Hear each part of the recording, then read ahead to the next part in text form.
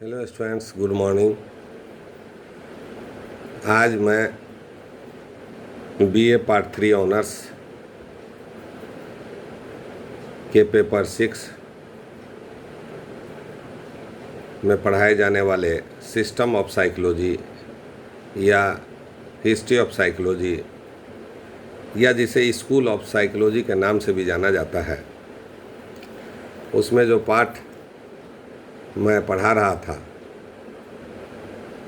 गेस्टाल्टिज्म, गेस्टाल्टवाद, तो गेस्टाल्टवाद के कंट्रीब्यूशन को खासकर हमने परसेप्शन के फील्ड में देखा था कि प्रत्यक्षीकरण के फील्ड में उनका क्या मतलब कि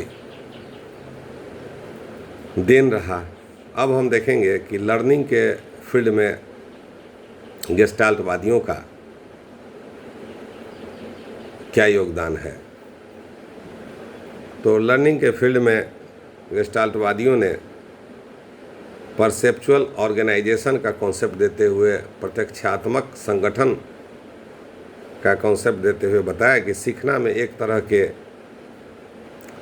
क्षेत्र का प्रत्यक्षात्मक संगठन होता है और सीखने की क्रिया परसेप्चुअल ऑर्गेनाइजेशन के द्वारा ही होती है। उन्होंने सीखने की व्याख्या करते हुए कहा कि व्यक्ति किसी समस्या के आने पर सूझ के द्वारा, इनसाइट थ्योरी के द्वारा सीखता है।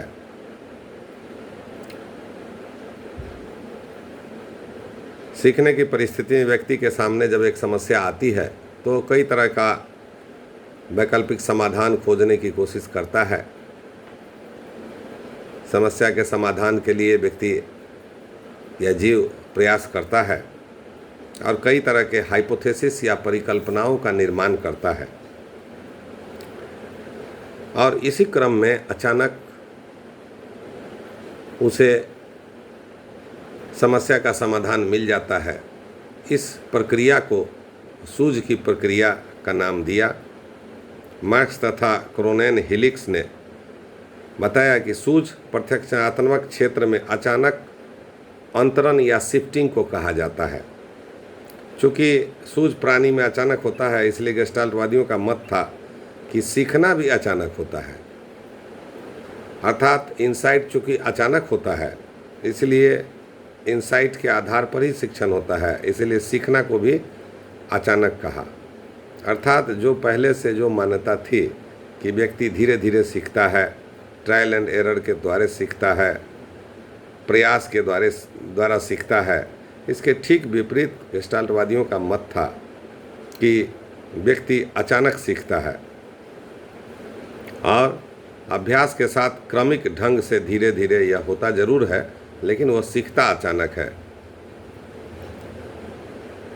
उन्होंने यह भी बताया कि जब व्यक्ति एक बार सीख जाता है तो अगले प्रयासों में बिना कोई यादृच्छिक व्यवहार किए हुए ही समाधान पर जल्दी पहुंचता है।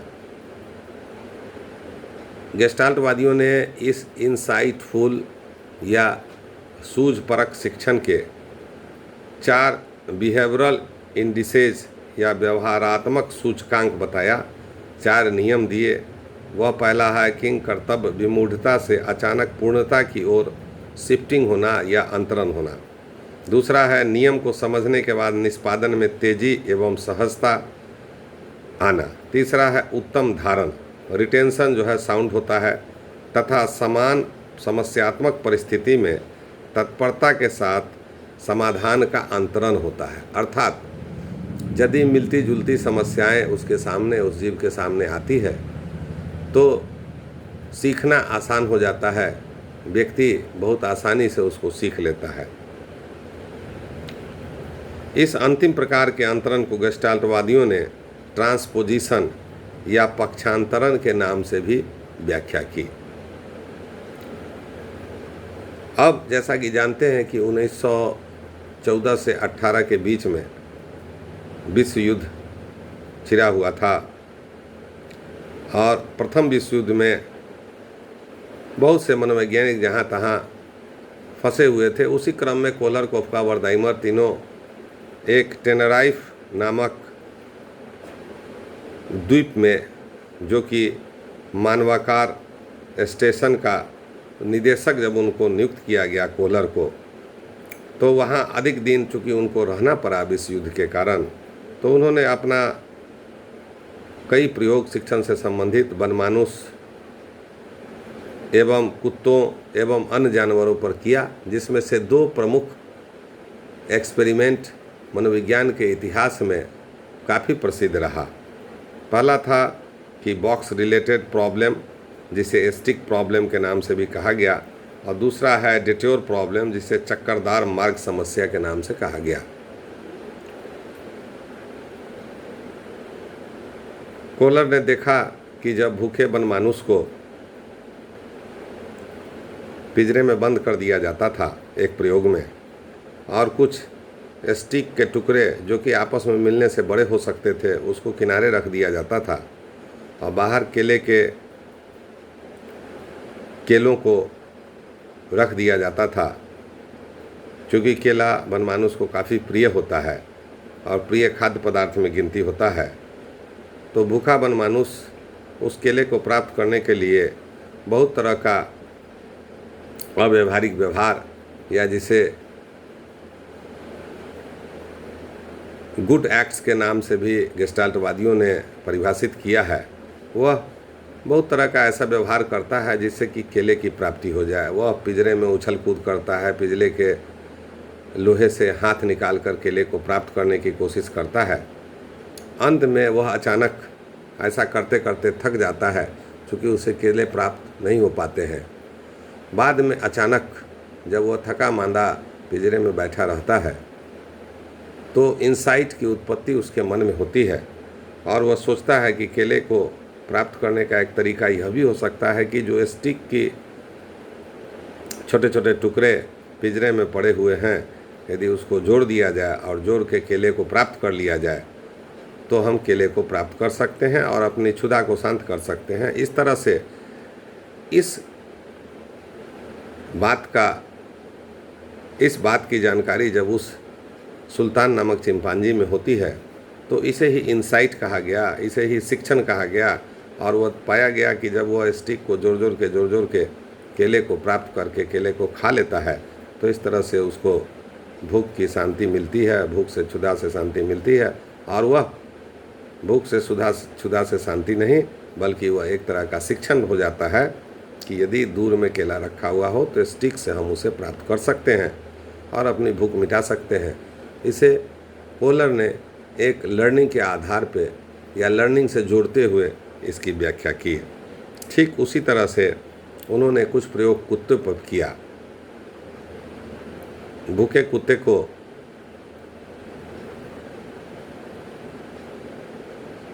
एक ऐसे स्थान पर रखा जाता था जहां वह चक्करदार मार्ग से होते हुए ही अपने गंतव्य तक, अपने खाद्य पदार्थ तक पहुंच सकता था। वह अपने खाद्य पदार्थ को सामने रखा हुआ तो देखता था, परंतु उसे वहां पहुंचने के लिए सीधा रास्ता नहीं था। उसे वहां पहुंचने के लिए फेंसिंग लगे रास्ते से गुजरना होता था, और एकमात्र रास्ता जो सही रास्ता था वही वह खाद्य पदार्थ या गोल तक पहुंचा सकता था।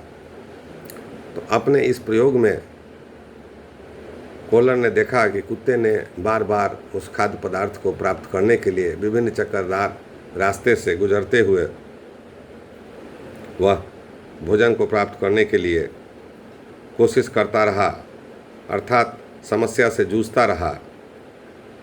अचानक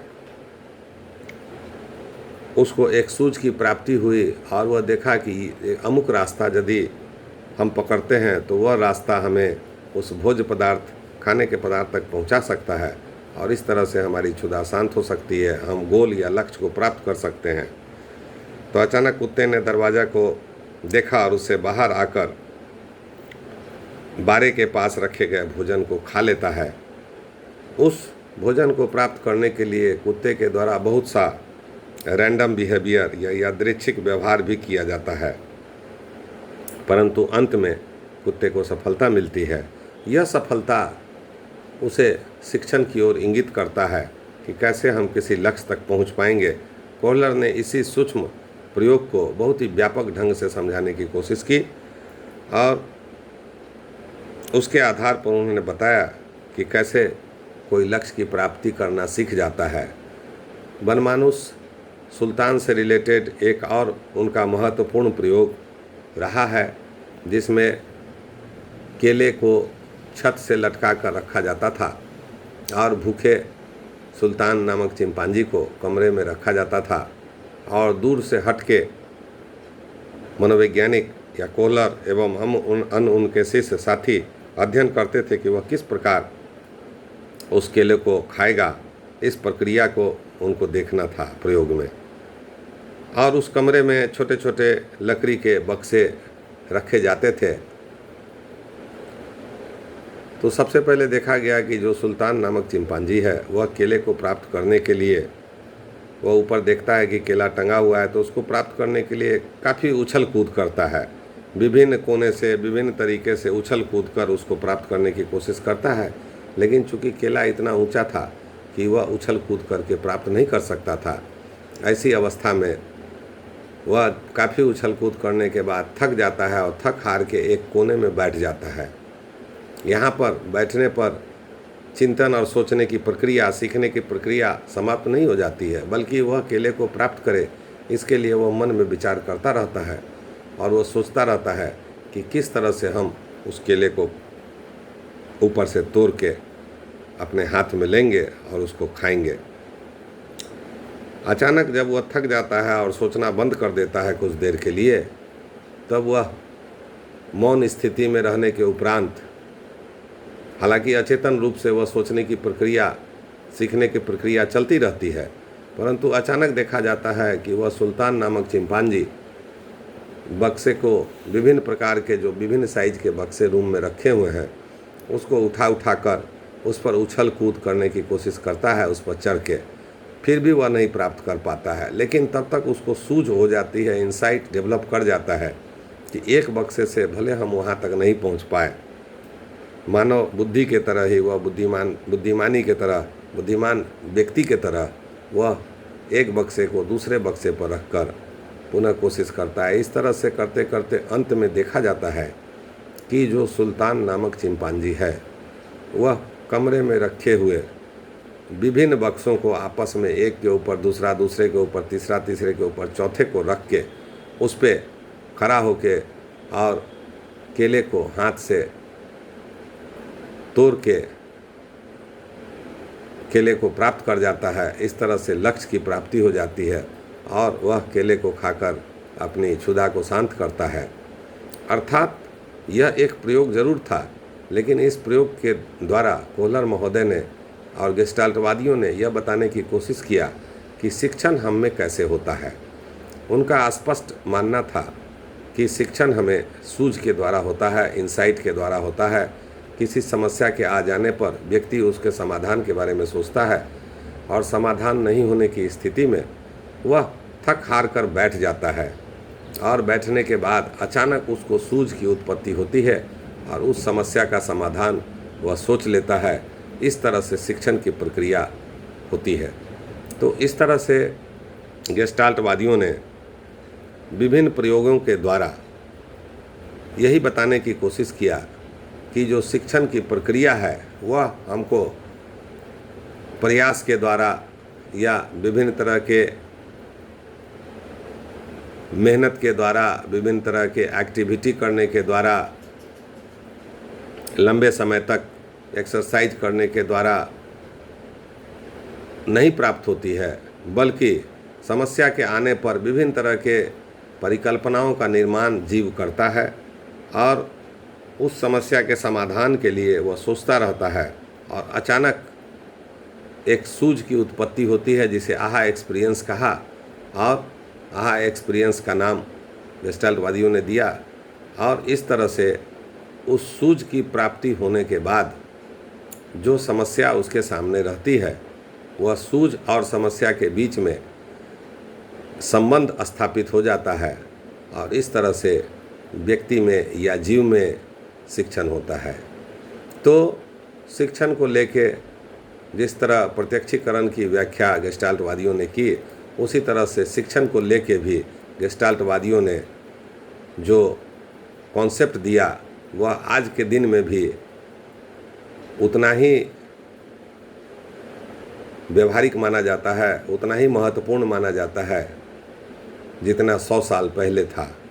इस तरह से गेस्टाल्टवादियों ने सूझ के द्वारा शिक्षण की व्याख्या की। अब हम नेक्स्ट क्लास में गेस्टाल्टवादियों के चिंतन के कॉन्सेप्ट और मेमोरी के कॉन्सेप्ट पर चर्चा करेंगे। बहुत बहुत धन्यवाद।